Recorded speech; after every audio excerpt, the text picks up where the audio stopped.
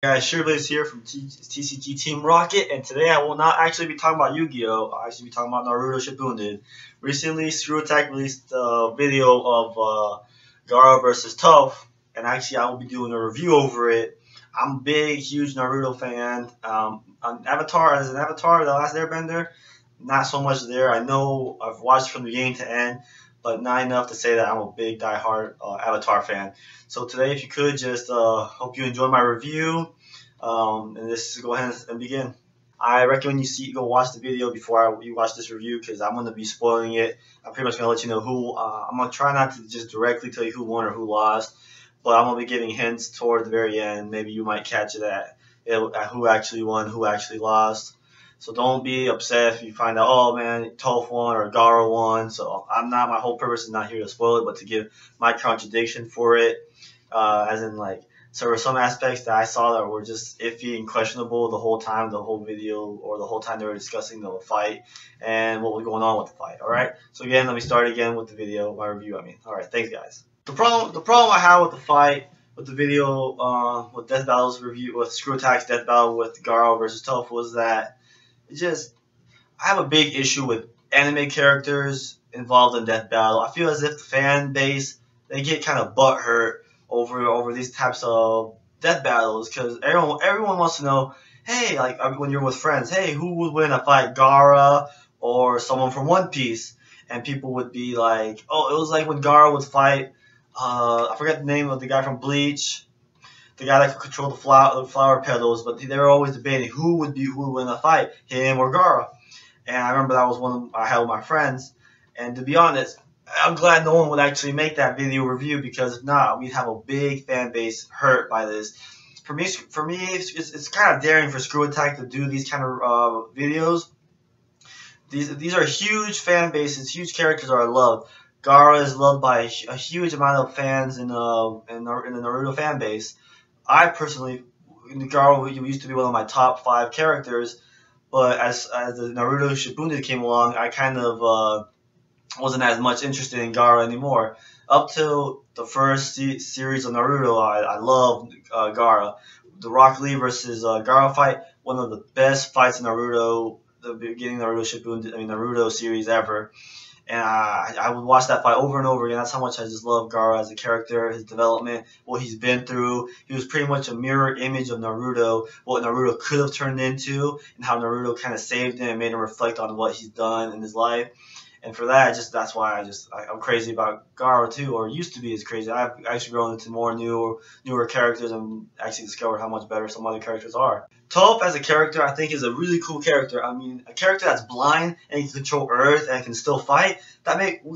She's a beast character as it is. She uses sides like in the episode and the video they're talking about how she uses like submarine subwaves to pretty much see what's around her. She feels the vibrations on the ground. She can feel the ants walking when she was talking with Aang that day. She could pretty much just feel what was around her environment or everything that was within her. And then when she turns into an old lady, she can sense everyone around the world. That's even more crazier. Imagine that, guys.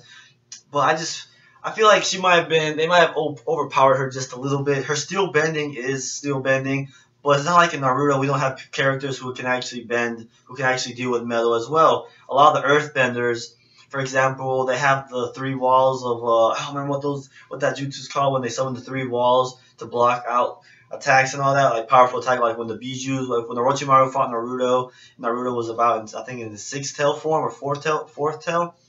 I think it was his 4th tail. He summons 3 of the gates to block a Biju bomb directed right at him.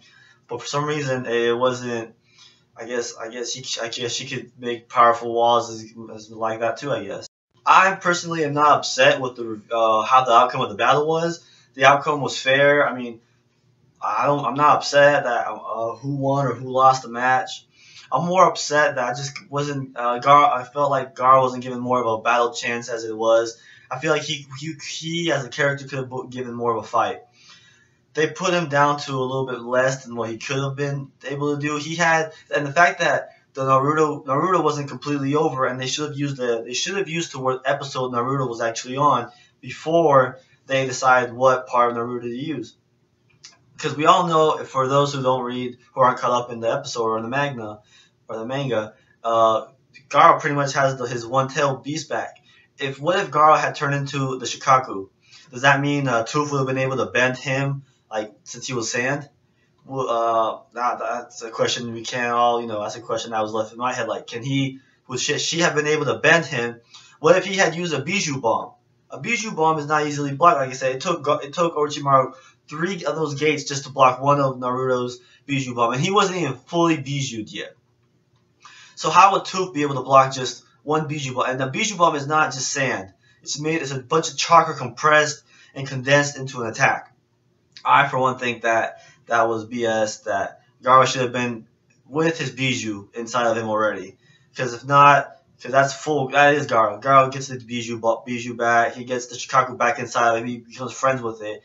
And him and the Shikaku all together in that one fight would have been more than enough to take out Toph, in my opinion. But like I said, these videos are just made for fun. Screw Attack does these just for fun and to enjoy. I love death battles. I love watching the outcome of a lot of the death battles. The superheroes death battles are my favorite, absolute.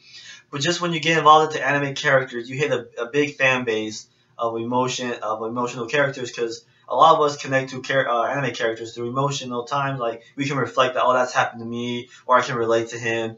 The big debate of all time is the Goku versus Superman fight.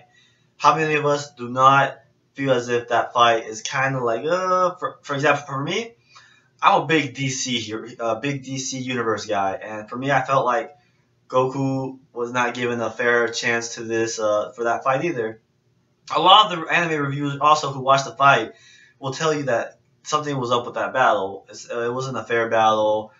I mean, to this day, even Screw Attack would troll about that fight, about how that fight was not, about how all the fan bases, all the comments that are on that video are just hate comments.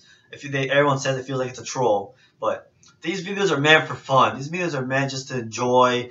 In another aspect, you can either take it for real or you can take it as an opinion. For those who follow either Avatar or follow Naruto to beginning to end, like for example me, Naruto beginning to end, know what the truth is, knows that you can't fully underestimate Gaara to the point he was to where Screw Attack led him up to. There was a point that they missed, and they should have actually acknowledged that point. Because they're not die-hard anime character fans, we can't really either judge them either. But at the same time, like I said, to me, it feels like it's a dangerous line they can cross, because not so much of the character. I mean, they have millions of subscribers, I bet, which I don't mind that. I don't really care, but there's a respect that you should have toward your subscribers as well. That hey, we should actually know every aspect, not just talk about this like we know everything. In one part, he pronounced Naruto even funny, and I'm like, it's just Naruto. You don't have to say in this Naruto like in the Japanese way. But that's my whole aspect in this review of the fight. It's just fight was enjoyable for me. I like to watch it, and I'll probably watch it again. But I just feel as if a lot of these anime characters aren't really being given like a proper acknowledgement of their full level or strength, and that's pretty much where I come from. Well, that's it for this video, guys. We will be coming back to Yu-Gi-Oh later on. We've been taking a big break. We went to the YCS in South Carolina, Charleston, a few weeks back. We all did really good. We didn't make it the second round, but we did way better from the other 3 tournaments we went to. We hope you still keep up with our channel. We will still try to give up the giveaway. We will have a deck profile coming up soon. We're just trying to change up our decks for what the results of what happened at YCS. Overall, we did great. I'm running Shadows now. I'm not running Chaos Plants. So keep up. Subscribe to our channel. Like this video if you enjoyed it. Also, I make vines. Check out my vines, guys. I'll leave the link on below. I'll catch you guys later. Thanks.